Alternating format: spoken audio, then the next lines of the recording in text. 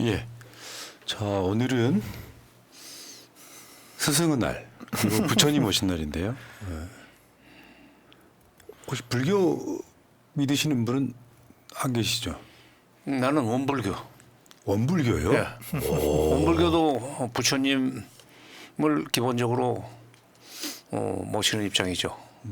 그 원불교 성가에는 부처되도록 만들어 달라는 그런 내용들이 들어가 있고 원자만 붙었지 불교 아닙니까? 저는 무신론자인데 그나마 가장 호감 가는 게 불교더라고. 왜요?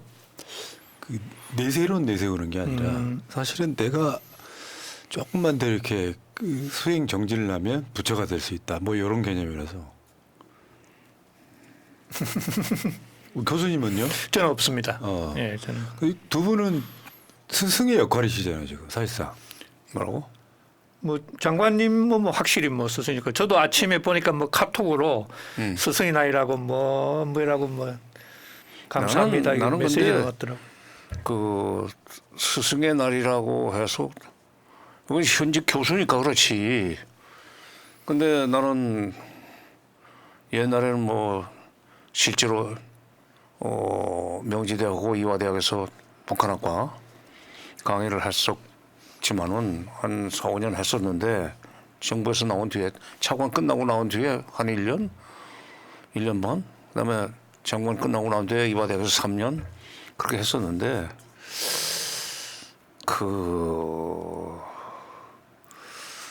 내 잘못이겠지만은 뭔지 알 것 같아서요. 아니 뒷바라지를 안 해주고 혼만 내서 그런지 아, 연락이 안 오더라. 글쎄 뭐 한두 명은 와요. 한두 명은 와는데 그것도 이제 그 지도 교수 이름을 올렸을 경우에 석사 논문 지도 교수, 뭐 박사 논문 지도 교수, 나머지는 그냥 서울역 플랫폼에서 그냥 오며 가며 만난 사람처럼 알겠습니다. 시작할게요. 네. 오늘이 특별한 날이라서. 선생이 선생답지 못해가지고 네. 스승으로 대접받지 못하는 것은 전적으로 아치의 책임입니다. 근데 장관님은 한반도의 스승이시잖아요. 그러면 5천만 개가 와야 될 거 아니야. 그러니까 여러분 좋아요. 좋아요로 스승에 대한 사랑을 표현해 주시기 바랍니다. 자, 월간 정세현 생방송으로 5호로 발행하겠습니다. 자, 지금 제 앞에 두 분 나와 계십니다. 정세현 전 통일부 장관님 나오셨습니다. 어서 오십시오. 한 달 만입니다. 반갑습니다. 전 통일부 장관은 뭐 통일 스승 뭐 오늘 특별히 통일 스승님 나오셨습니다. 아 진짜 저는 그 우리가 분단된 뒤에 빠른 시일 안에 통일이 될 거라고 믿었던 사람들이 굉장히 많았던 듯해요. 초기에는 그렇죠. 네. 지금은 통일을 기대한다기보다는 야 남북 관계라도 좀 평화로웠으면 좋겠다 네, 이런 네. 생각이 참 결국에 영구 분단으로 가고 있지 않습니까 지금? 글쎄 지금 현실적으로 북한이 저렇게 남한과 담을 쌓고 뭐 연결했던 철도까지 파내버리고 뭐 천리말리 도망가는 마당에 이제 통일이라는 말 자체를 쓰지 않겠다는 거 아니에요 북한이. 민족도 안 쓰고 뭐 조국이라는 말도 필요 없고 이런 상황에서는 결국 먼저 평화부터 먼저 구축을 하고 근데 평화를 남북 간의 평화 이렇게 양자 간의 평화 구축 방식으로는 안 되고 그걸 둘러싸는 국가들과 공동으로 말하자면 이 동북아형 헬싱키 프로세스 같은 것을 시작을 해야 된다고 생각합니다. 그래서 말하자면 북중로 뭐 한미일 지금은 대립 관계에 있고 각을 세우고 있지만은 결국은 그 여섯 나라가 적어도 동북아 한반도에서만큼은 싸우지 않기로 약속을 하고 서로 이 군사력을 강화하는 것을 감시하고 억제시키는 여러분 핵 문제부터 시작해서 핵도 그러니까 완전히 비핵화로 가기 전에 솔직한 얘기로 비확산 내지는 핵 불사용 그부터 일단 약속을 받아내는 식으로 해가지고 남북 간의 관계를 지금보다는 좀 나은 상태로 예. 발전시켜 나가야 되는데 내가 어저께 그저께 다녀왔나요? 그저께인가요? 벌써 오늘 수요일이죠. 그러기 전에 전임 통일부 장관들을 모셔가지고 전임 통일부 장관이 소위 그 30년 된 민족 공동체 통일 방안을 수정 보완하기 위해서 자문을 건다는 차원에서 얘기를 많이 듣더라고요. 우리도 나도 갔다 왔는데 내가 이제 그 얘기를 했어요. 통일 방안이 솔직한 얘기로 통일이 임박했을 때 써먹을 수 있는 건데 지금은 그 통일이 임박한 상태가 아니라 어떻게 하면 통일이 임박한 상황까지 만들어낼 것이냐, 통일이 임박한 상태까지 다가갈 것이냐는 대북 정책을 먼저 세워야 된다. 예. 대북 정책과 통일 정책은 동의어가 아니다. 그런 얘기를 했는데 뭐 알아듣겠죠. 근데 예. 어저께 프레스센터에서 열렸던 그 강인덕 장관과 임동원 장관님 초청 세미나, 통일연구원 주최로 하는 세미나에서는 그 두 분이 아주 준엄하게 굳혀졌죠. 예. 통일 방안 고칠 필요 없다. 30년 됐다고 고친다는 게 말이 안 되고 통일 방안 이전에 지금 남북 관계를 어떻게 말하자면 대북 정책부터 제대로 세워라. 그렇습니다. 그 말씀을 했다고 그래요. 예, 아버지. 이병철 교수님 소개 좀 하고요. 잘 찍어줘. 자, 경남대 국동문제연구소 이병철 교수님 나오셨습니다. 네, 반갑습니다, 여러분. 예, 한 달 만입니다. 이름만으로는 대한민국의 제일 부자. 그렇습니다. 예. 자, 그러니까 이게 뭔가 잘 안 풀리니까 우리 아버지 말씀하신 것처럼 모르겠어요. 이게 계속 돌아보게 되는데 확실히 지금 그냥 좋은 생각은 이런 거잖아요. 북한과 잘 지내면서 자유 왕래만 해도 기차 타고 어디 유럽까지 갈 수 있으면 얼마나 그렇지. 좋을까. 그렇지. 이 정도만 바라고 있는 거잖아요. 네, 네, 그렇습니다. 근데 그거 하나를 못 하네. 이 영어 속담에도 뭐 속담이 아마 속담인 것 같은데 굿펜스가 굿 네이버를 만든다는 그 이야기였습니다. 이게 서로가 이제 울타리를 잘 만들어 놓으면은 결국에는 그것이 이제 좋은 이웃이 되는 펜스. 예, 굿 굿펜스 make good neighbor라는 그런 아마 속담이 이제 누가 명구를 했는지 저는 그게 기억납니다. 그래서 남북 관계도 서로의 관계를 잘 만들어 놓는 게 나중에 먼 훗날 통일을 위해서 좀 바람직하다. 이거 펜스 자체가 뭐 엉터리게 만들어 놓으면 위험하니까 펜스 자체 서로가 말씀하신 대로 이제 왕래가 자유롭고 하면은 이것도 굉장히 좋은 뭐 버팀목 내지 디딤돌이 되겠다라는 생각이 듭니다. 아니 그러니까 서울역을 출발해서 개성을 거쳐 가지고 뭐 사리원, 평양, 신의주, 호선 건너가면 중국인데 그리고 또 동쪽으로 가면은 낮은 선봉 거쳐 가지고 도망강역 거쳐서 그 핫산역으로 해가지고 블라디보스토크 하면 시베리아 횡단철도인데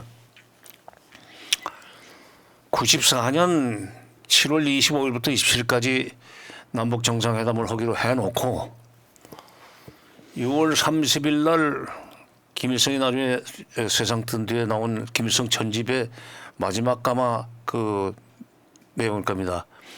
벨지크 노동당 대표단들과의 들과 하신 담화. 벨지크라는 게 벨지움 얘기예요. 벨기에. 거기서 김일성이 그런 얘기를 해요. 지금 남조선이 중국 소련하고 러시아하고 수교를 하더니 자꾸 남북 철도를 연결하자고 그러는데 내가 그 한번 실무자들한테 연구를 시켜봤다. 그랬더니 뭐 내릴 필요 없이 그 기차들이 동서로 해서 뭐 중국으로 가고 러시아로 가는데 지나가는 통과료만 받아도 15억 달러씩 들어온다고 1년에 그러더라. 그러니 내가 그걸 안 할 하등의 이유가 없다. 그러니까 그때 김영삼 대통령과의 정상회담을 앞두고 남쪽에서 그 제안을 할 거라고 예상을 했고 우리가 또 수교 이후에 계속 얘기했으니까 김대중 당시 총재는 이제 철의 실크로드라는 표현을 했지만 그러니까 그때 김일성 그 주석이 바로 벨기움 노동당 대표들과 했던 얘기 지나가는 통과료만 받아도 15억 달러 나오는데 15억 달러 아니라 30억을 줘도 좋으니 그건 지나만 가도 좋게 그냥 내리지 말고 평양역에 잠깐 섰다가 신의주역에 서고 그리고 중국 가서는 뭐 휘파람 불고 관광을 하든지 그것만 좀 할 수 있는 관계만 만들어 줘도 북쪽이 그럴 수 있도록 북한을 좀 잘 설득을 하고 그 유도를 해서 이 관계를 풀어나갈 수 있는 좀 정부가 빨리 들어서야만 국민들이 평화롭게 살 수 있을 것 같습니다. 그렇게 되면 예. 전쟁 걱정은 없어요. 네. 그 우리가 오랜 시간 동안 고착화되다 보니까 한반도 대한민국이 섬이라는 걸 인식 못 하나 봐요. 왜 그 소위 말하면 대한민국의 보수층에서는 북한에 대한 적대시가 마치 만능기처럼 쓰이고 있잖아요. 5.18 학살도 북한군이 개입했다고 믿으면 당연한 거라고 믿고. 근데 사실 남북관계가 좋아지는 건 한국한테 엄청난 이득이잖아요. 근데 그 계산을 아예 못하는 것 같은 좀 안타까움 이런 게 있죠. 자, 알겠습니다.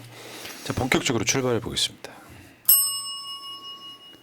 자, 트럼프가 연일 지금 11월에 미국 대선이 있는데 트럼프가 한반도를 이용하고 있는 것 같은 느낌. 이런 식이에요. 한국은 부자 나라인데 왜 지켜주냐. 뭐 이런 얘기하고 있고요. 지금 한국이 방위비를 거의 안 냈는데 내가 바꿨다 또 거짓말을 합니다. 그리고 근데 그 트럼프가 지금 최근에 하고 있는 이야기들 중에 CNN이 분석을 어떻게 했냐면은 트럼프의 한국 방위비 분담금 발언 최소 32개가 오류다. 근데 거짓말, 가짜 뉴스를 통해서 지금 자기 대선에 어떤 유리한 고지를 점하려고 지금 하고 있다 이런 거잖아요. 자, 그러면 그거 한번 볼게요. 일단 방위비 분담금 현황 한번 보겠습니다. 저 꾸준히 올랐던 건데요. 그때 문재인 정부 때 트럼프가 무리한 요구를 해서 교착되고 있다가 트럼프가 끝나고 바이든이 취임했을 때 그냥 협상해가지고 방위비 분담금 올리긴 올렸죠. 그러니까 계속 꾸준히 오르고 있는데 2023년에 1조 2,896억 원입니다. 저게 이제 환율 때문에 변동은 조금씩 있지만 근데 지금 그러니까 트럼프는 마치 한국이 거의 안 내는 것처럼 심지어 이러면 거짓말까지 했잖아요. 기술을 한국이 다 가져가서 한국은 이득을 봐놓고 왜 돈 안 내냐 이런 식으로 지금. 아니 구체적인 액수 같은 것은 우리 이 교수가 훨씬 잘 아실 테니까 이제 말씀하실 거고 지금 나는 저 역대 정부가 소위 주한미군 그 주둔비를 지금 계속 올려주고 있는데 한국 정부가 좀 더 이제 앞으로 대미 협상을 하는 경우에 좀 이제 그 논리라고 그럴까 그 관점을 좀 바꿔서 접근을 해야 된다고 생각합니다. 미국이 하라면은 그냥 하지 못해서 끌려가는 식으로 해서 뭐 15% 올려준다, 10% 올려준다 그렇게 하지 말고 자 서울에 있던 주한미군 사령부가 평택으로 내려간 이유가 뭐냐? 이제는 북한이 내려와서 서울을 다시 점령을 그 가능성이 없다고 생각하기 때문에 평택으로 내려간 거 아니냐 말이야. 어? 사실 그렇고 또 노무현 정부 때 일이지만은 그 가장 그 강경론자였던 그때 럼스펠드인가 국방장관이 네. 그때 협상을 해가지고 주한미군 한국군에 대한 작전 지휘권도 완전히 전시작전 지휘권도 돌려주기로 약속을 했던 거 아닙니까? 그거는 미국이 볼 때 북한의 군사력은 이제 남한을 다시 침략할 수 있는 그런 힘은 없다. 그런데다가 지금 그보다 더 급한 것이 북한의 남침을 막는 건 그거는 미국으로서는 부차적인 거고 더 중요한 것은 지금 그야말로 오길승천하듯이 떠오르고 있는 중국을 견제해야만 된다는 생각에서 중국과 가장 가까운 지호지간의 거리에 있는 평택으로 사령부를 옮긴 거 아니야. 그러면 그 옮길 때 모든 경비 우리가 다 돼서 해준 거 아니야. 네. 그러니까 그건 그거야 미군을 붙들고 있어야만 안심이 되는 국민들을 생각해서는 우리가 그것까지 해줄 수 있지만 지금 주한미군의 소위 그 주둔 목적은 북한의 대남 공격을 억제하거나 이 전쟁을 일으켰을 때 그걸 퇴치시키는 데 있는 것이 아니고 중국을 어떻게 군사적으로 압박해 들어가는데 더 중점을 두고 있는 만큼 그렇다면은 주한미군 주둔이 하는 역할이 대북이 아니라 대중으로 지금 바뀌고 있는 상황에서 왜 우리가 돈을 더 내야 되느냐. 이제 너희들도 우리한테 말하자면 그 월세라도 내고 써야 돼 하는 식으로 좀 강하게 나갈 필요가 있어요. 그리고 그걸 국민 여론이 뒷받침을 해줘야 됩니다. 계속 이렇게 우리 국민도 주한미군이 지금 한반도에 있어가지고 하는 역할에 대해서 다 알고 있는데 마치 북한 때문에 있는 것처럼 전제를 하고 우리 보고 북한의 남침을 막아주니까 돈 내라 하는 식으로 압박하고 협박하는데 택도 없는 소리지 마라. 그런 여론을 만들어줘야 돼요. 이 새날 방송이 앞으로 좀 시민단체들과 손을 잡고 그런 논리를 만들어 가지고 정부가 대미 협상을 할 때 좀 힘을 받을 수 있도록. 그러니까 외교관들이나 외무부 국방부 관리들이 이제 협상을 하지만 그 사람들이 세치 혐한 가지고 미국을 이길 수는 없습니다. 뒤에 국민을 배경으로 해서 우리 국민들이 지금 이 당신의 그런 요구에 대해서 동의를 않는다. 이거 계속 이런 식으로 가면 밤이 일어날 수 있으니까 적당히 해. 적당히. 에? 미군 나가라는 소리 나올 수 있어. 약자의 공간을 쓸 수 있어야 돼요. 쓸 수 있어야 돼요. 또 하나는 이렇게 1조 수천억이란 우리가 돈을 지원하면서도 이 돈이 어떻게 사용되고 있는가에 대해서 자세히 미국으로부터 우리가 통지를 받고 있지 않고 있어요. 이게 일종 우리 물론 겉으로는 세 군데를 이제 씁니다. 우리 주한미군에 배속되어 있는 우리 한국군 근로자들도 계시고 뭐 군수 지원비도 있고 인근대는 뭐 건설비 그런데 크게는 세 항목으로 이제 1조 수천억이 쓰이는데 결국 이 남는 돈이 꽤 있다고 그래요.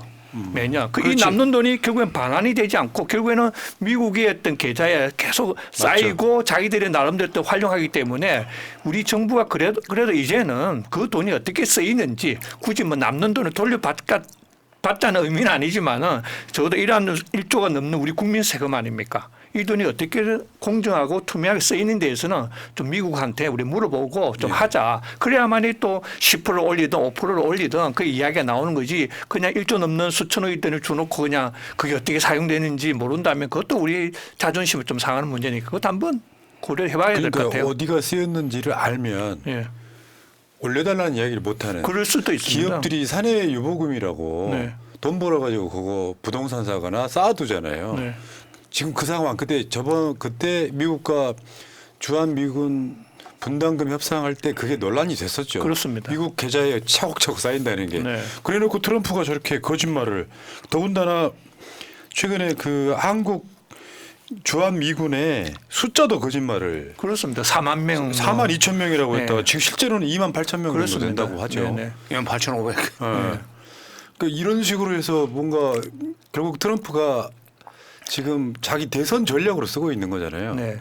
그러니까 미국 중심주의, 미국 자국 이익 이런 것 때문에 트럼프가 마치 이제 약간 좀 선동하는 형식으로 미국 사람들 네. 선동해서 나 찍어달라 이런 용도로 지금 주한미군을 때리고 있는 거잖아요. 네.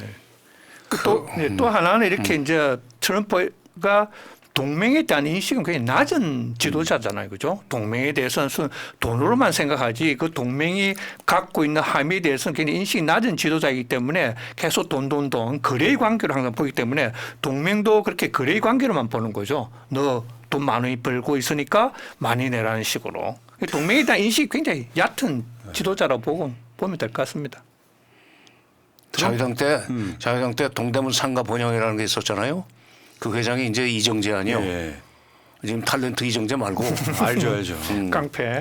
나중에 오이종당으로 나서 이제 사형당했지만 상가 번영회가 그게 이제 깡패들이 주먹들이 소상공인들을 말하자면 조물에게 깡패들이 괴롭히는 걸 막아주면서 돈을 그걸 뜯어 가지고 저희들은 호의 고식하고 막 그냥 난잡하게 놀고 그랬지. 지금 그런 식의 그 개념으로 그게 동맹을 소위 그 같은 자격으로 무슨 뭐 상하의 개념이 있을 수도 있지만 어쨌건 같은 목적을 위해서 서로 협조하는 그런 관계로 보질 않고 소위 그 자기들이 필요한 경비를 뜯어내는 말하자면 자릿세를 뜯어내는 그런 식의 그 관계로 오해를 하고 있는 것 같아요. 이게 역시 부동산 그 재벌 출신이어서 그런지 몰라도. 그 헤드라인 만들면 그런 거네요. 트럼프 깡패처럼 자릿세 뜯는 뭐 이런 식으로 헤드라인 하나 만들면 돼. 그런 인식이 아니고서야 어떻게 무려 6배를 증액시켜가지고 50억 달러라는 돈을 요구할 수가 있습니까? 그러니까요. 50억 달러. 그때 2019년에 제 11차 협상에서 6배 가까운 50억 달러를 네. 뭐 그 돈을 받아서 뭐 어쩌겠다는 거예요. 자기 나라 경제에 보태 쓰겠다는 겁니까? 이게 지금 한국이 그렇죠. 아니 그러니까 밖에서 이렇게 받아가지고 이게 주한미군이 됐건 주일미군이 됐건 기본적으로 국방 예산에서 돈이 일부 나간단 말이야. 나가게 돼 있고 이제 주둔국에서 또 일부 내 가지고 그걸 운영을 하는데 일본이나 한국에서 많이 뜯어내서 국방비의 그 해외 주둔 비용을 주둔 비용을 줄여 나갈 수 있으면 그만큼 국민 세금을 적게 받아도 되는 거 아니에요. 그러니까 해외에 그 주둔 그 비를 많이 받아서 국민들로부터 세금을 적게 받아도 될 만큼 그 제도를 만들어 놓으면 그만큼 인기 올라가는 거죠. 근데 우리가 그 돈을 컨트롤할 수 있는 돈이 아니기 때문에 지금 1조 조금 넘었는데 당시에 트럼프가 요구했던 게 우리나라 돈으로 6조 8천입니다. 6조 8천. 이거 어떻게 올려요?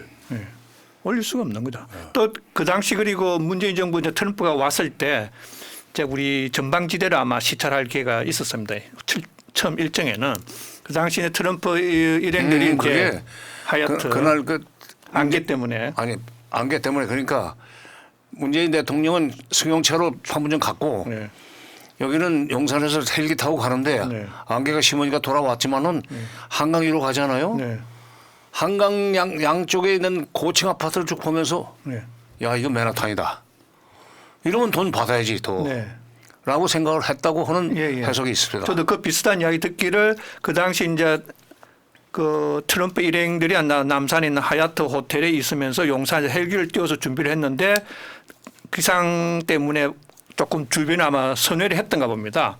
그러다 보니까 장관님 말씀하신 대로 한강 주변도 보고 삼성전자 단지를 아마 보게 될 기회가 있었던가 봐요. 위에서 그 어마어마한 삼성 단지를 보고서 저게 뭐냐라고 보니까 저게 삼성전자라고 하니까 우리 때문에 저렇게 있는 거 아니냐라는 식으로 해석을 한 거예요. 그냥 부자 나라. 그러니까 뭐 한국은 저희가 우리를 지켜주기 때문에 저렇게 삼성전자가 엄청나게 그러니까 부자 나라 인식 강하게 있었던 것 같아요. 그러니까 우리 덕에 부자가 됐는데 왜 니들은 돈을 안 내? 뭐 이 논리예요. 그런 이야기가 한때 돌았던 걸로 저는 그 당시 들었습니다. 그러면 주둔하고 있는 미군이 있는 나라가 한국만 있는 건 아니잖아요. 그렇습니다. 상대적으로 한국한테 많이 뜯어내고 있는 거 아니에요? 저는 뭐 많이 뜯어낸다 표현보다는 우리가 많이 뭐 협상력이 있을 수도 있고 배우면서 왜냐하면 그 독일에 주둔하고 있는 미군은 나토 때문에 가 있는 거고 일본은 이제 처음에 이제 점령군으로 시작해가지고 이제 그대로 주저앉아 있는데 그게 자기들 필요에 의해서 말하자면 일본이 누구로부터 침략받을 것 같기 때문에 지켜달라고 있으라고 바집가령에 붙은 건 아니잖아요. 독일도 마찬가지고 오히려 좀 독일에 나가 있던 그 서독에 나가 있던 미군은 소위 그 소련 및 그 동구권의 서진을 막기 위해서 나가 있었던 거기 때문에 미국의 필요에 의해서 나가 있었단 말이야. 근데 거기에 비해서 한국에 나와 있는 군인은 이승만 대통령이 강력하게 이 상호 방위 조약을 요구를 하고 계속 있어달라고 바짓가랑에 붙으니까 나와 있어준 거란 말이에요. 여기는 있어준 거예요. 그러니까 처음부터 소위 소파 주둔군 주한미군 주둔군 스테이터스 오브 뭐 포세스 오브 아메리칸가 그럼 주한미군 그 지휘에 관한 협정 그걸 맺을 때 우리는 처음부터 칼끝을 잡고 협상을 했기 때문에 미국이 요구하는 데 낼 수밖에 없는 식으로 출발한 것은 있습니다. 그러나 이제는 상황이 바뀌었으니까 그리고 아까도 잠시 얘기했지만 주한미군이 대북 억지가 아니라 대중 억지 차원에서 지금 여기서 주둔하면서 평택에서 이 활개를 치고 있으면은 오히려 자릿세 내라고 할 정도로 지금 됐다. 세상이 바뀌었으니까 정부의 대북 협상 자세 자체를 바꿀 필요가 있고 그러려면은 두 번 다시 얘기하지만은 국민 여론이 그쪽으로 조성이 돼줘야 돼요. 그러니까 이건 이렇게 봅니다. 트럼프가 대통령이 될 가능성이 꽤 높은 거죠 지금. 현실은. 지금은 그렇습니다. 그런데 바이든에게도 사실 살살 기는 바이든의 명령 그냥 그대로 따라가는 게 윤석열이잖아요. 그 상황에서 트럼프가 강하게 요구하면 저 분담금 저거 진짜 한 6, 7조씩 내는 거 아닐까 이런 생각이 문득 드는 거예요. 왜냐하면 윤석열에게 있어서 미국은 정권을 지켜주는 소대 같은 거거든요. 미국이 버리는 순간 윤석열은 자리 끝난다고 생각하는 그 느낌이 있잖아요. 감당할 수 있을까요? 트럼프 대통령 되면. 아니 그런데 이제 그러나 이제 국민 여론이 제대로 조성이 돼 가지고 정부가 대미 협상을 할 때 힘을 받을 수 있도록 조성이 돼 준다면 윤석열 정부가 무조건 미국이 시키는 대로 할 수는 없죠. 그러니까 지금 그것 때문에 끌려 내려올 수 있다는 위기의식을 느끼면은 그 아마 4월 달부터 지금 협상 하고 있는 걸로 알고 있는데 지금 이미 하고 있죠. 그러니까 이게 원래 19년에 시작을 해서 19년에 해가지고 24년에 끝난 5년 단위로 갱신하기로 했는데 21년에 마무리됐기 때문에 26년까지는 가는 거지만은 그 아마 그 트럼프 등장을 이제 우려해가지고 차기 미리. 그러니까 이 주둔군 비용을 지금 못 박으려고 못 박으려고 지금 협상을 시작한 것 같은데 저거 뭐 못 박아봐도 그 트럼프 같은 사람은 이란 후에 핵협정도 뒤집는 사람인데 그까지 그 뒤집기로 하면은 얼마든지 뒤집죠. 대통령이 당선되는 경우에. 그러니까 윤석열 정부가 지금 적어도 지금 오늘 내일 내려올 건 아니고 적어도 트럼프 당선 이후에 몇 달은 버틸 거라면은 그럴 수밖에 없다고 보는 것이 현실적인데 그렇다면 트럼프 정부일지라도 미국에 대해서 좀 뻣뻣하게 버틸 수 있도록 국민 여론이 조성돼줘야 된다 이거야. 근데 윤석열은 뭐 총선 전에 각 지역 돌아다니면서 한 1,000조 쓰겠다 이 이야기 했었잖아요. 6조 정도는 뭐 트럼프가 그 소식을 들으면 반색할 얘기 아니에요? 네 나라를 지켜주는데 우리한테 6조를 못 줘? 뭐 이렇게. 저도 뭐 트럼프가 되면은 반드시 뭐 강한 압력은 분명히 오겠지만은 감히 뭐 이렇게 뭐 6배니 뭐 이런 그렇게는 뭐 어렵지 않나 싶습니다. 이제 국민 상식이 너무 바라면. 네네. 그러다면 국내 이제 반미 여론도 조성되는 게 뭐 미국한테도 좋지도 않고요. 자, 그럼 트럼프 관련해서 진도를 한번 더 나가볼게요. 그 스미텔이라고요. 미국 외교협회 선임연구원이 한국에 와서 한 말 중에 트럼프가 재집권하면 김정은과 평양에서 정상회담할 수도 있다. 요거는 문재인 정부 때도 예측됐던 이야기 아니에요? 그렇습니다. 네, 그렇죠. 네, 그렇죠. 수미텔이라는 이분은 이제 뭐 아시는 대로 이제 미국 CIA에 오랫동안 근무한 한국계 이제 미국인인데 여자분인데 굉장히 미국 워싱턴 내에서도 이제 발언력도 이제 높여가고 있는데 최근에 이제 국내 이제 띵크탱크에서 개최한 아마 그 세미나에서 이렇게 이야기를 했던가 봅니다. 아산에서 하는. 그러나 뭐 워싱턴의 어떤 분위기를 전달하는 데는 뭐 일부 뭐 저는 뭐 이해는 되지만 과연 트럼프가 한다고 해서 철수가 곧바로 이루어진다거나 그러기에는 좀 많이 나아간 생각이 아니냐는 생각도 듭니다. 아니 나가라고도 못 나가는 것이 중국 때문에 못 나간다니까. 지금 중국을 그 현지역에서 오 있는 게 지금 괌, 사이판, 그다음에 오키나와 뭐 일본 본토에도 몇 군데 있는데 지금 평택만큼 유리한 지점이 없어요. 못 나가요. 그러네요, 진짜. 그것을 우리가 역이용해 할 줄 알아야지. 그러니까 이런 거잖아요. 논리는 주한미군 니들이 분담금이라든지 이런 거 우리 마음에 들게 내지 않으면 주한미군 철수할 수도 있어. 근데 여기다가 핵 개발까지. 사실 우리는 그 한국이 핵 개발을 할 수 없다는 걸 너무나 잘 알고 있잖아요. 네. 북한하고 똑같은 제재를 받을 텐데. 근데 한국의 극우 쪽에 있는 사람들은 한국이 핵 개발할 수도 있다고 지금도 계속 주장하고 있는 거고요. 근데 여기서 지금 뭐 트럼프가 설득돼서 주한미군이 나간 다음에 그 조건으로 한국이 핵무기 개발하는 거를 허용할 수도 있다. 이게 논리가 좀 말이 됩니까, 그게? 네. 제가 볼 때는 이거는 뭐 전혀 얼토당토하는 이야기고요. 전번에 우리 그 이야기했듯이 우리가 핵무기를 만들 여건이 전혀 되어 있지 않습니다. 되어 있지 않은데 일부 이제 뭐 극우 내지 그런 분들이 대한민국은 몇 개월 안에 뭐 핵무기 만들 수 있다는 식으로 이야기를 해가지고 국민들을 호도시키는데 그거는 뭐 현실에 부합하지 않는 주장이고요. 설령 트럼프 개인은 그렇게 주장할 수 있을지언정 트럼프를 둘러싸고 있는 뭐 전문가들 그리고 워싱턴 내 의회도 있고 여러 가지 싱크탱크 전문가들이 많은데 대한민국한테 핵무기 개발을 한다? 저는 뭐 그런 제로라고 봅니다. 제로. 단 그 가능성 우리가 배제할 수 없는 것은 대한민국이 핵무기 개발할 수 있는 능력을 조금 물꼬를 터줄 수는 있겠죠. 뭐 농축이라든가. 그러나 곧바로 뭐 핵무기를 개발한다로 점프해가지고 미국이 허용한다? 저는 그 가능성은 제로라고 봅니다. 그러면 59년에 한미 원자력 협력 협정이 체결돼 가지고 됐을 때 이제 원자력 협력 협정이 체결되니까 1960년인가 서울대학교 원자력공학과가 생기면서 그게 아주 카트란이 제일 높았었어요. 그런데 거기서 지금 원자력 협력 협정의 그 핵심은 뭐냐면 재처리하고 뭐지? 농축. 절대로 안 되는 걸로 돼 있잖아요. 그래서 발이 묶여 있었는데 그거를 풀어보겠다고 이명박 정부 때 발버둥을 쳤지만 그리고 큰 소리 쳤지만 결국 못했잖아요. 그때 박노백이 협상 대표지. 그렇습니다. 네. 지금 59년에 체결된 한미 원자력 협정에 의해서 우리는 아직도 재처리도 못하고 농축도 못하게 돼 있어요.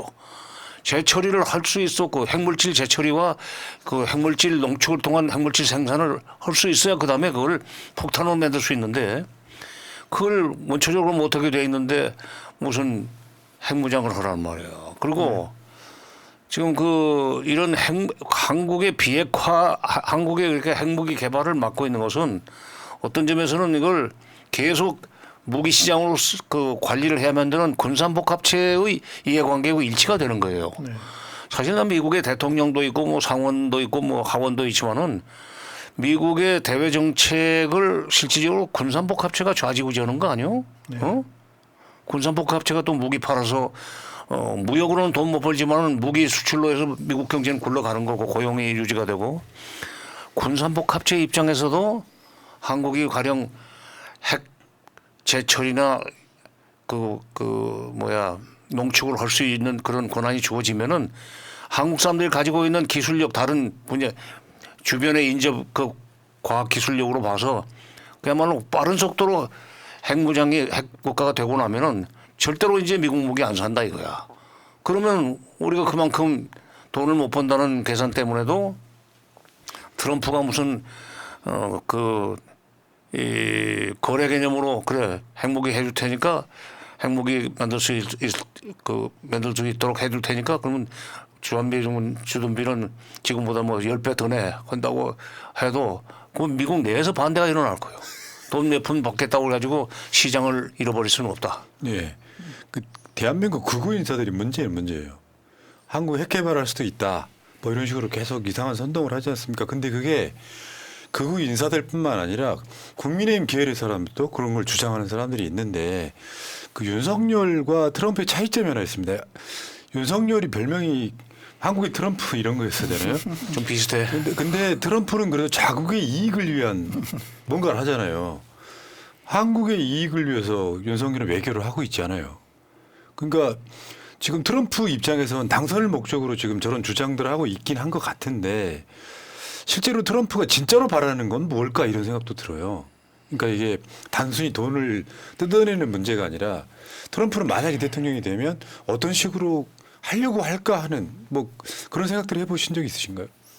제가 볼 때는 트럼프의 머릿속에는 적어도 동북아 아시아 하면 중국이나 일본이 가장 먼저 머릿속에 뇌를 차지하고 있을 거라고 보고 한국은 거의 뭐 존재 가치가 없을 거라고 봅니다. 어찌 보면은 중국이나 일본의 어떤 뭐 부속 개념으로 생각하기 때문에 트럼프의 뇌 속에 대한민국이 차지하고 있는 그 비중이라고는 크게 우리가 생각보다 훨씬 낮을 거라고 보기 때문에 설령 트럼프가 대통령에 취임하더라도 한국을 상대로 뭐 전략적으로 대의를 한다 그거는 저는 기대하기 어렵다라는 생각이 듭니다. 아쉽게도. 예, 그러면 트럼프가 실제로 만약에 윤석열과 트럼프가 대통령이 재임하는 기간이 겹친다면 완전히 한국을 패싱하고 김정은과 직거래할 가능성이 있는 거죠. 그거는 가능성이 있죠. 엄청 높다고 봅니다. 그건 가능성이죠. 그러니까 예.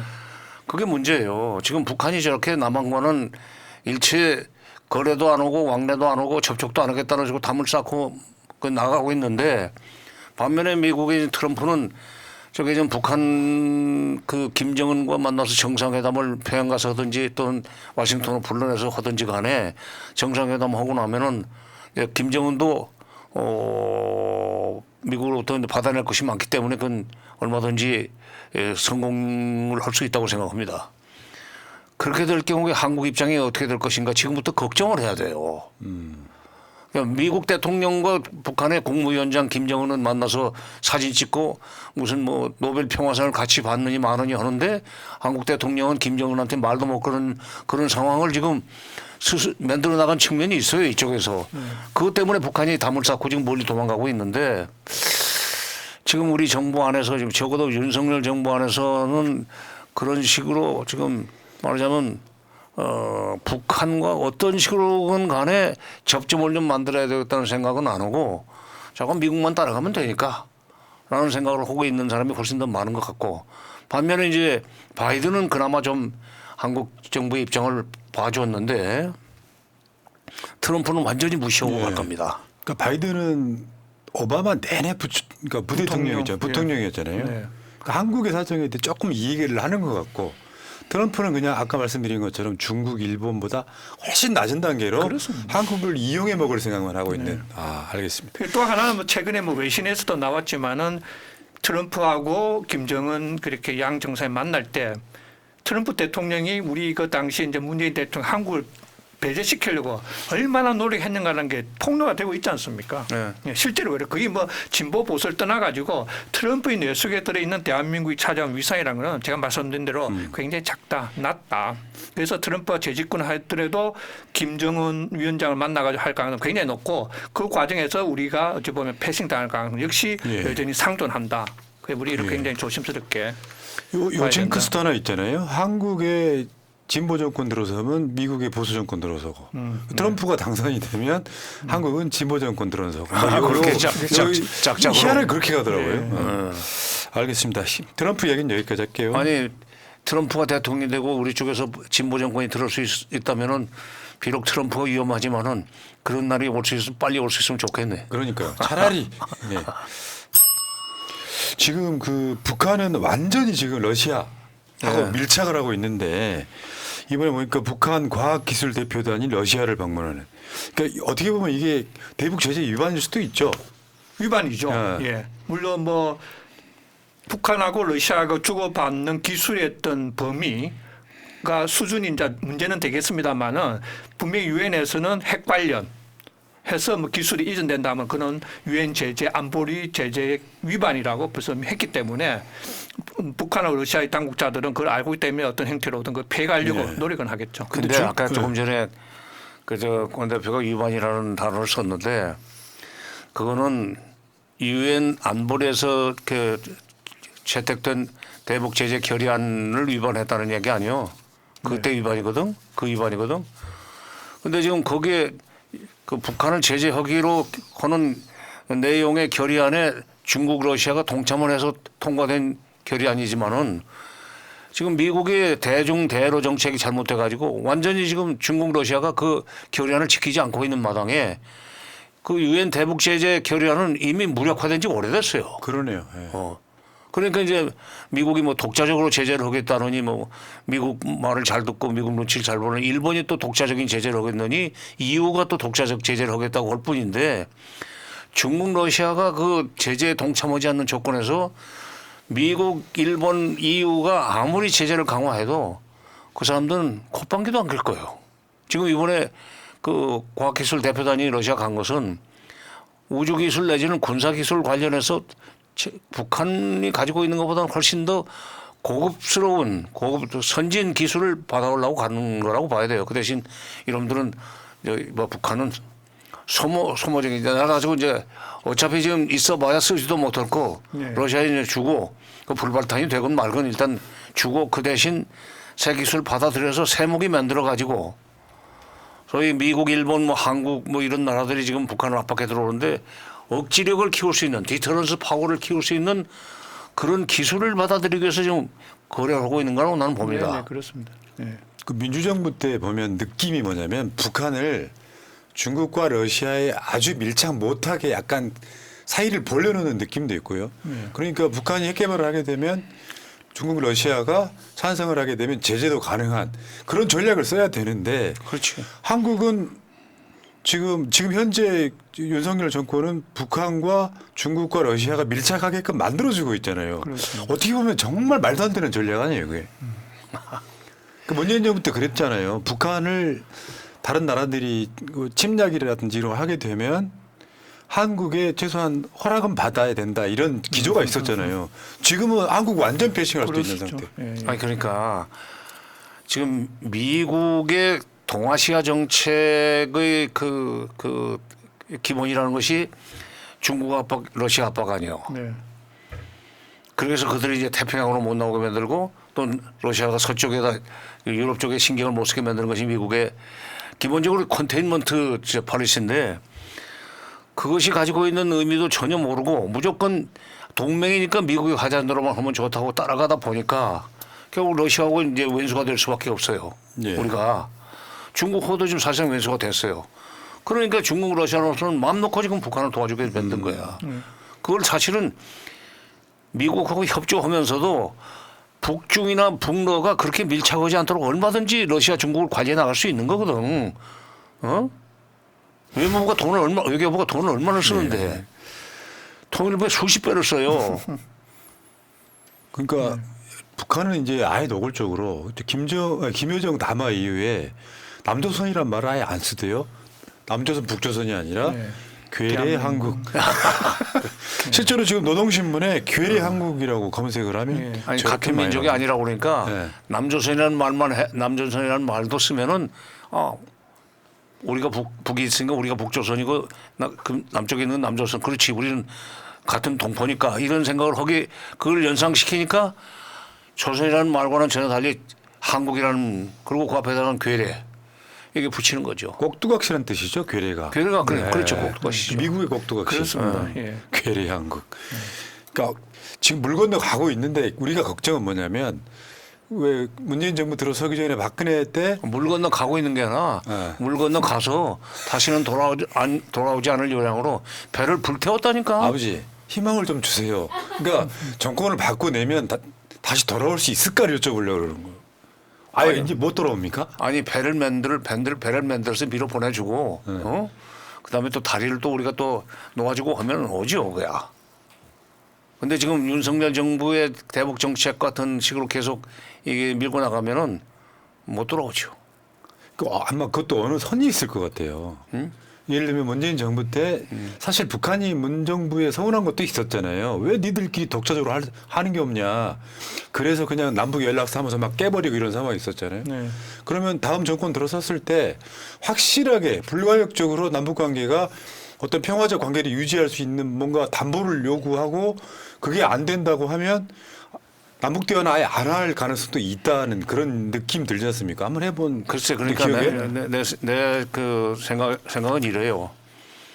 가령 이제 그 진보 정권 뭐 또 구체적으로는 이재명 대표가 이제 대통령에 다음번에 당선이 돼서 뭐 꼭 3년 후에 하라는 법은 없으니까 3년 후에 하라는 법은 없으니까 당선이 돼가지고 막바로 북한과 어떻게 접촉을 하려고 하는 것은 그건 비현실적입니다. 거꾸로 중국, 러시아를 돌아야 돼요. 중국 대중정책, 대러정책을 미국가 그렇다고 미국하고 원수지는 건 아니에요. 미국하고 관계 유지하면서도 지금 윤석열 정부의 대중정책이나 대러정책과는 다른 방향으로 그들과 관계를 개선해 나가면서 중국, 러시아를 돌아서 북한이 소위 한반도 관련 다국 회의에 북한이 나올 수밖에 없는 여건을 먼저 만들고 말하자면 페리 프로세스 시즌 2를 시작해야 된다는 얘기예요. 내 얘기는.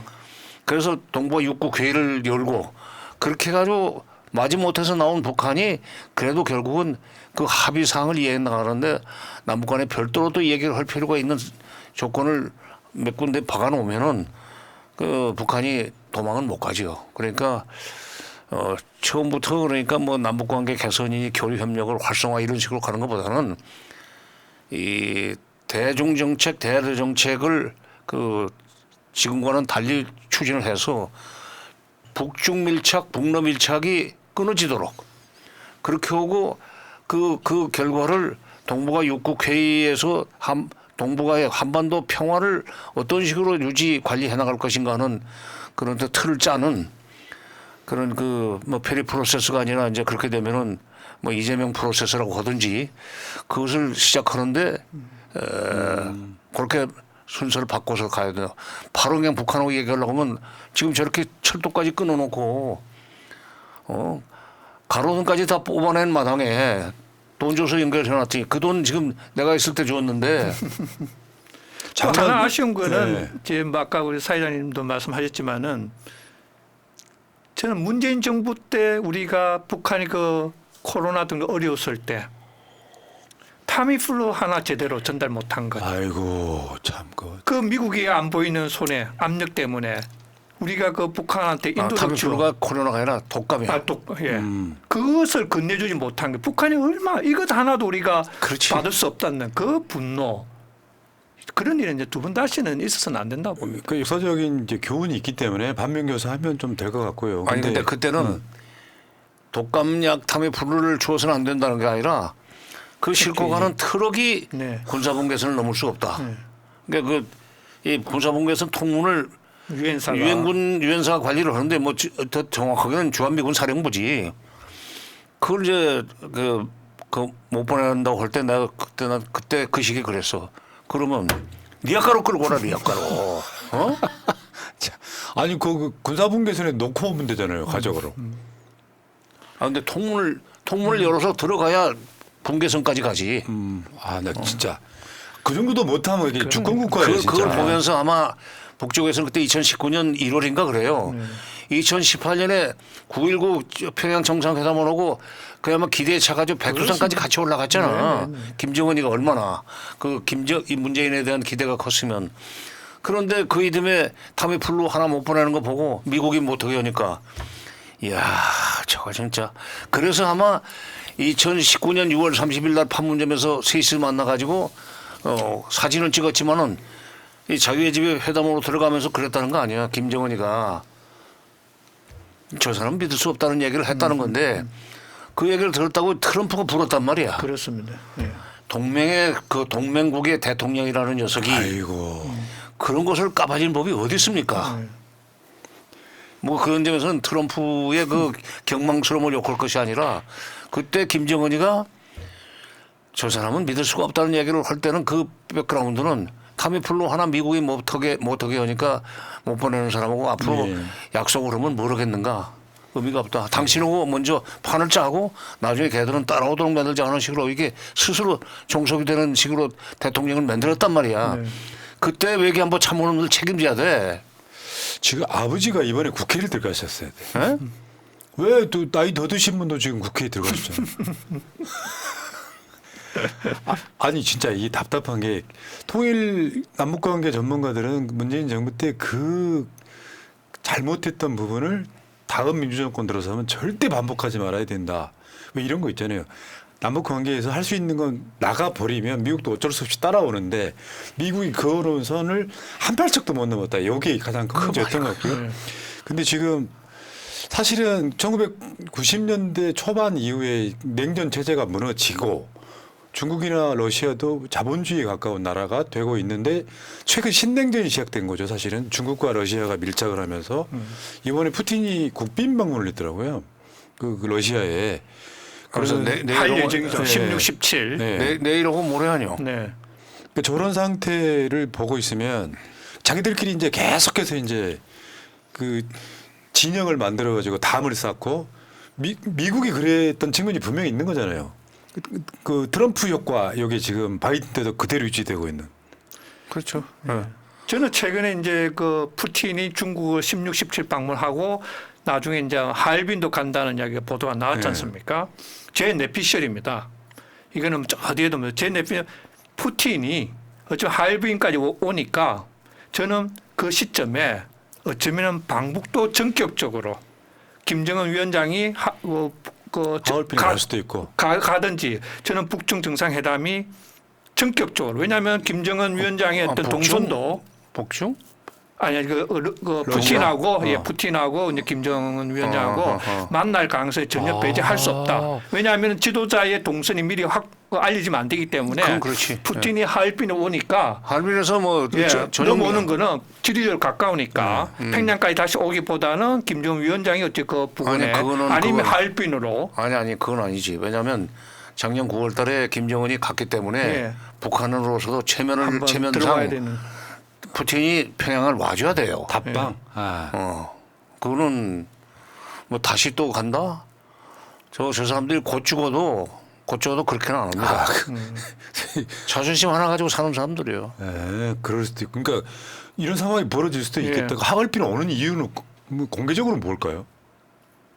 어디? 하얼빈에 오는 이유는 공개적으로는 글쎄 하얼빈까지 오는데 그러니까 베이징으로 바로 가지 않고 하얼빈에 들른다는 얘기인지 모르겠는데 전통적으로 하얼빈 쪽 중국에서도 동북 삼성 중에서도 그쪽 흑룡강 쪽은 과거에는 러시아계가 많이 살았어요. 그 러시아의 그 문화도 남아 있습니다. 그러니까 아마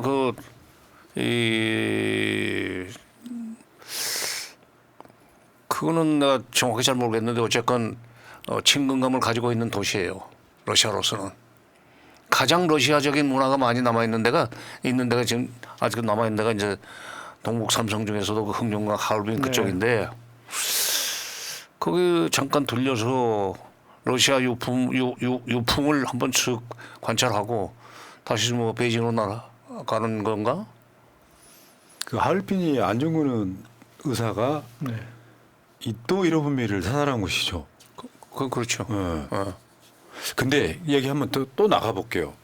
그 KF-21 인도네시아 등과 같이 개발했던 그러니까 앞에 이제 우리가 이제 군대에 있을 때 총을 쏘면 앞에 K1, K2는 한국이 개발한 거. 그 앞에 M자가 들어가면 M16 이런 건 미국 거. 그러니까 F 시리즈의 한국이 이제 전투기를 개발한 게 KF 뭐 이렇게 가는 거지 않습니까? 그렇지. 근데 지금 개발하다가 인도네시아한테 1조를 깎아준다. 인도네시아가 돈이 없다고 하니까 최근에 보니까요. GDP가 인도네시아가 한국을 곧 넘어설 예정이라는 보도까지 나왔거든요. 돈 없는 나라도 아니에요. 인도네시아는 지금. 인도네시아하고 한국하고 문재인 정부 때 굉장히 친하게 지냈었죠. 그렇습니다. 네. 근데 이걸 지금 깎아주는, 그러니까 말하자면 북한에는 10원도 못 줘, 뭐 이런 이야기를 하는 윤석열이 인도네시아한테는 1조 정도는 깎아줄 수 있다. 이게 원래 1조 8천억, 그러니까 7천억짜리 뭐 프로젝트가 그렇잖아요. 전체 사업비는 8조 1천억입니다. 8조가 넘습니다. 그 중에 이제 인도네시아 차지하고 있는 20%, 남은 우리 정부가 60% 20% 해가지고 그 카이라는 80%돼 있는데 카이 4천에 있는 거. 예. 그래서 이제 어쨌든 뭐 1조를 깎아달라고 했는데 저는 이 사건을 보면서 느낀 게 역시 우리는 좀 큰 프로젝트를 수주하고 무기를 파는 데 있어서는 여전히 경험이 없다. 예, 여러 가지 계약서를 작성하고 하는 데서는 여전히 좀 아직까지는 훈련을 많이 뭐 학습을 해야 되겠다는 생각이 들어요. 이 돈이 적은 돈이 아니잖아요. 예, 근데 1조를. 이런 측면이 있더라고요. 그러니까 말하자면 이 전투기를 1조를 깎아주는 대신 인도네시아는 그렇다면서요. 기술 이전은 3분의 1만 해달라. 그렇지 않습니다. 그건 불가능할 것 같고요. 불가능. 어떻게 기술 이전에 3분의 1 잘라서 할 수 있습니까? 그 이제 결국에는 이제 한국 정부는 인도네시아한테 요 비행기를 팔아먹을 생각을 하고 있는 게 아니냐, 뭐 이런 거죠. 결국에 이제 시제품을 이제 만들어 가지고 나중에 48대를 인도네시아가 사겠다는 미끼는 던져놓은 상황이에요.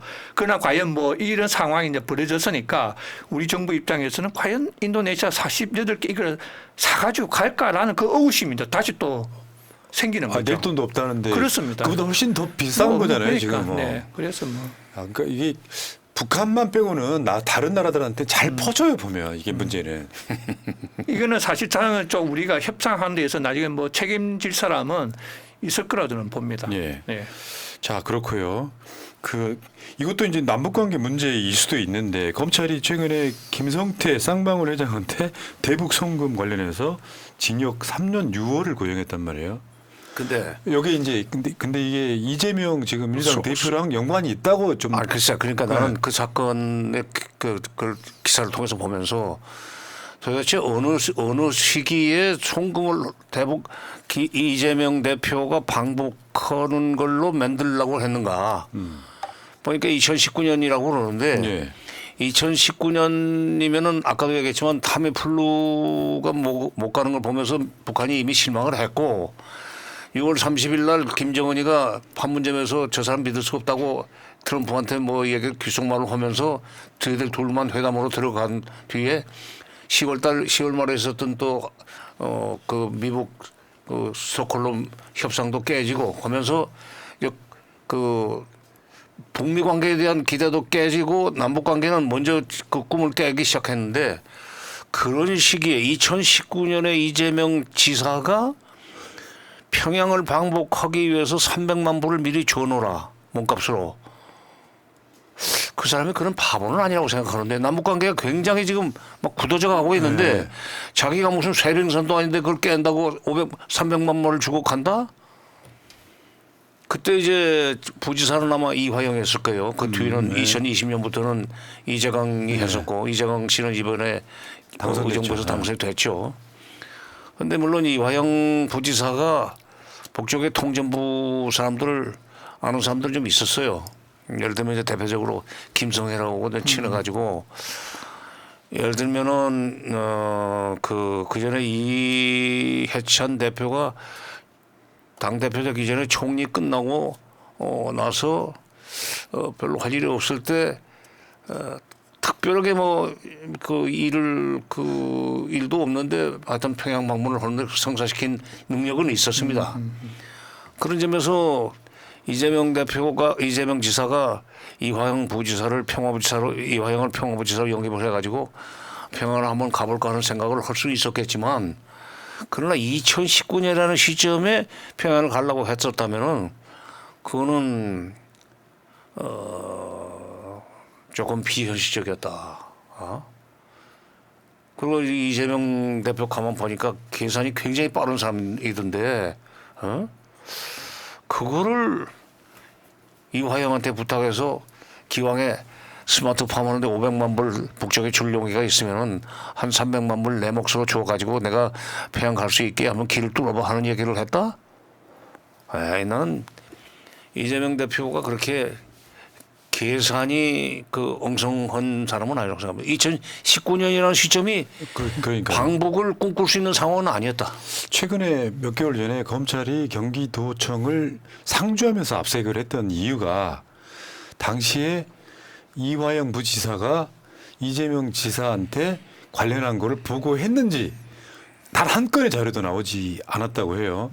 그러니까 사실 쌍방울은 이제 우리가 합리적 추정을 하는 이유는 자신들의 주가를 올리기 위해서 북한과 큰 사업을 벌이고 있다라는 걸 홍보하기 위한 거였고 그 당시만 해도 경기도랑 아무 연관이 없었는데 요거를 지금 엮으려다가 결국에는 그러니까 김성태한테 징역 3년 6개월을 구형하고 이화영 부지사한테도 뭐 거기에 상응하는 정도의 구형을 하고 아직까지 이재명 대표는 이 관련해서 지금 기소조차 못하고 있거든요.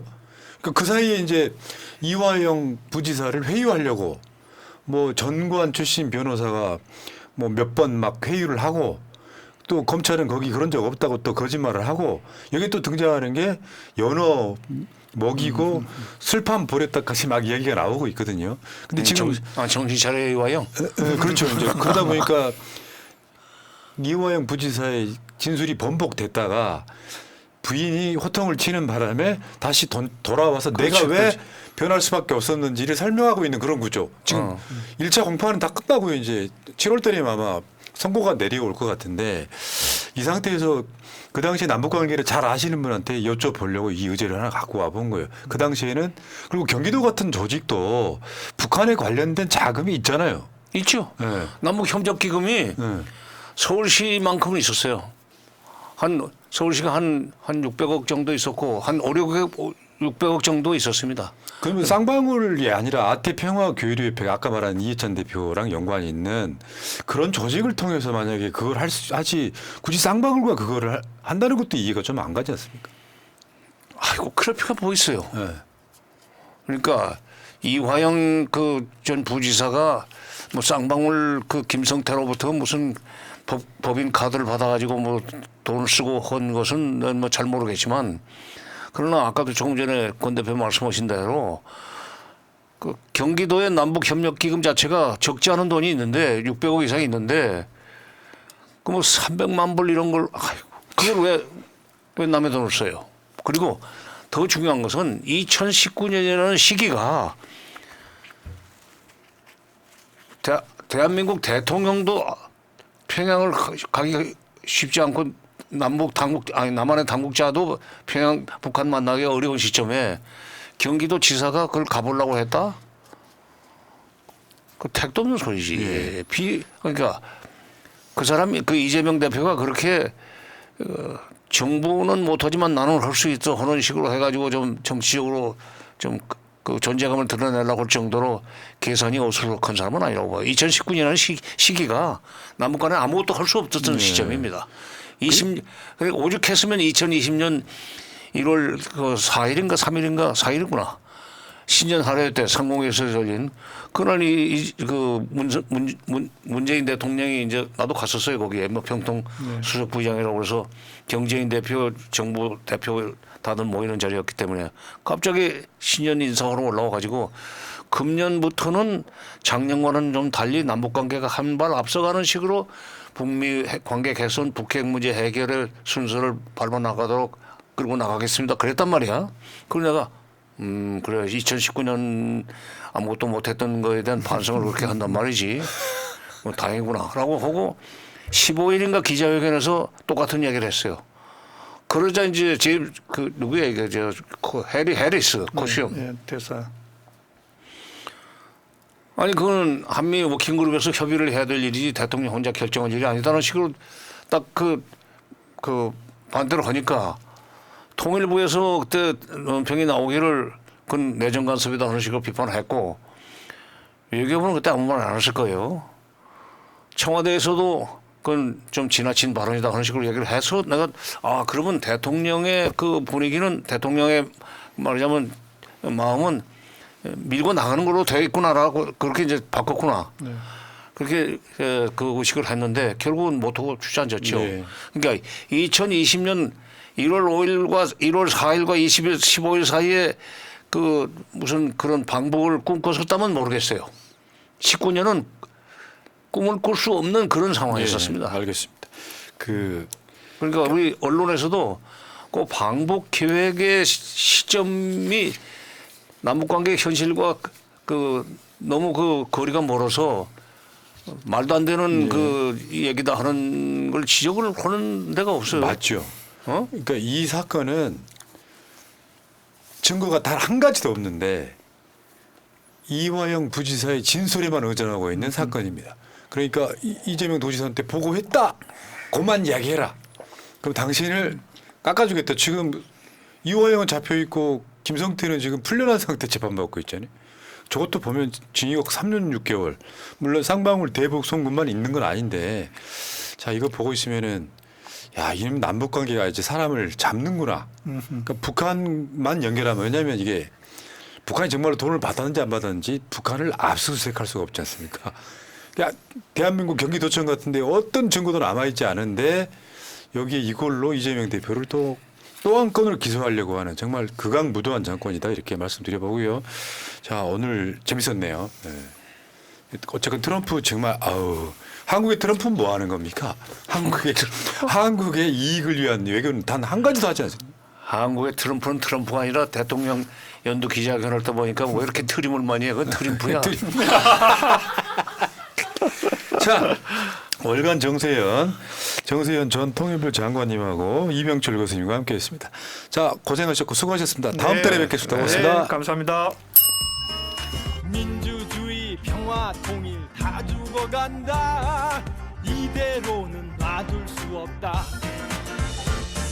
자 다시 한번 해보는 거야 자 다시 한번 싸우는 거야 자 손 맞잡고 어깨를 걸고 우리 함께 이기는 거야 자 다시 한번 해보는 거야 자 다시 한번 싸우는 거야 자, 손 맞잡고 어깨를 걸고 우리 함께 이기는 거야. 자, 다시 한번 해보는 거야. 자, 다시 한번 싸우는 거야. 자, 손 맞잡고 어깨를 걸고 우리 함께 이기는 거야. 자, 다시 한번 해보는 거야. 자, 다시 한번 싸우는 거야. 자, 손 맞잡고